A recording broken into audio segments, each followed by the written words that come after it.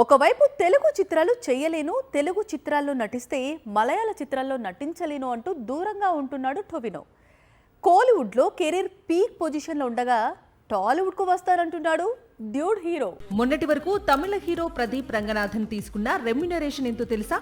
13 కోట్లు లేదా 15 కోట్ల వరకు ఉండొచ్చు. కానీ ఇప్పుడు ఈ హీరోకు ఎంత పారితోషికం ఆఫర్ చేస్తున్నారో తెలుసా? ఇప్పుడు తీసుకుంటున్న దానికి ట్రిపుల్, అంటే దాదాపు 50 కోట్లు ఇస్తాం, డేట్స్ ఇవ్వమని అడుగుతున్నారట మైత్రి మూవీ మేకర్స్. కెరీర్ బిగినింగ్ లోనే 50 కోట్లకు పైగా రెమ్యునరేషన్ అంటే అందుకే మరో ఆలోచన లేకుండా టాలీవుడ్ కి రావటానికి రెడీ అయిపోయాడు యంగ్ హీరో ప్రదీప్ రంగనాథన్.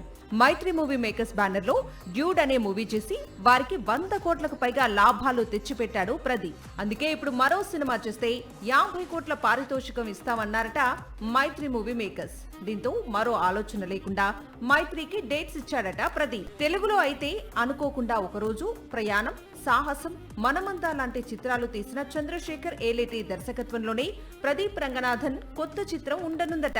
2021లో నితిన్ హీరోగా చెక్ అనే చిత్రం తీశాడు చంద్రశేఖర్ ఏలేటి.